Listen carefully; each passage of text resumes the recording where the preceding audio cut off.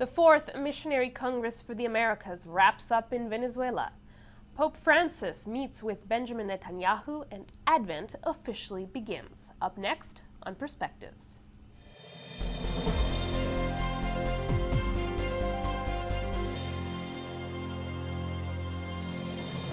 Hello, I'm Alicia Ambrosio, and this is Perspectives for Monday, December 2nd. Advent has officially begun. Pope Francis celebrated Vespers on Saturday evening with the university students of Rome. It's an annual tradition in the Eternal City. Cardinal Agostino Vallini led the Vespers with the students, and Pope Francis delivered a brief homily.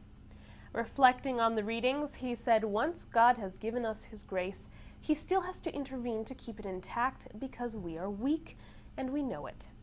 God's intervention to help our perseverance is an expression of his faithfulness." The Pope also told the university students they are called to deal with a unique set of challenges and must face those challenges with interior strength and evangelical audacity. He told them not to become complacent, but to go beyond the ordinary and, quote, "Don't let anyone steal your youthful enthusiasm." At the end of the celebration, a group of Brazilian students handed over the icon of Mary, Seat of Wisdom, to a group of university students from France. The icon will visit university chapels throughout France over the next year. On Sunday, Pope Francis led the Angelus. He pointed out that Advent is a season that renews the horizon of hope. He encouraged the faithful to rediscover the beauty of being on a journey towards the encounter with Jesus and called for the gift of peace. After leading the prayer, he said the start of Advent also coincided with World AIDS Day. He said, "We express our solidarity with people living and affected by HIV and AIDS, especially children, and we express our closeness to the many missionaries and health operators who work in silence. We pray for everyone, also for physicians and researchers. May every sick person, without exception, have access to the care he or she needs." And yesterday, thousands of delegates from all over the Americas gathered for the closing Mass of the Missionary Congress of the Americas. Deacon Pedro has been there all week with the Canadian delegation, and he tells us more. We've arrived at the conclusion of the Fourth Missionary Congress of the Americas and the 9th Latin American Missionary Congress here in Maracaibo, Venezuela, and it's been quite a week.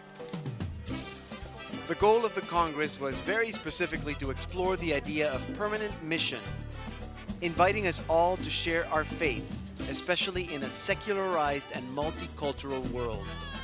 The week consisted of various talks, testimonies, and breakout sessions where the 3,000 or so participants explored many topics under the theme.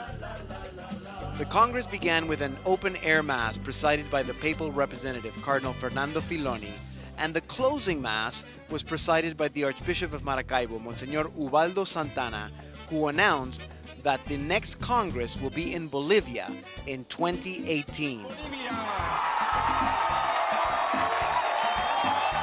One of the highlights of the closing Mass was the sending forth of 7 missionaries from Venezuela that are being sent to various countries, including Mozambique and Angola. It was a great week and an opportunity to renew our missionary spirit.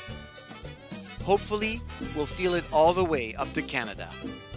And so we'll see you in Bolivia. Finally, if you're in the Toronto area and you're looking for a special way to start off the Advent season, join us Tuesday, December 3rd for Venite Adoremus, a musical experience at the Royal Conservatory of Music featuring Bach and Rutner's Magnificats performed by Masterworks of Oakville. Some tickets are still available. Visit our website, saltandlighttv.org/Christmas concert to get your tickets. And that's all for Perspectives today. If you're watching on our television network, stay tuned for Catholic Focus.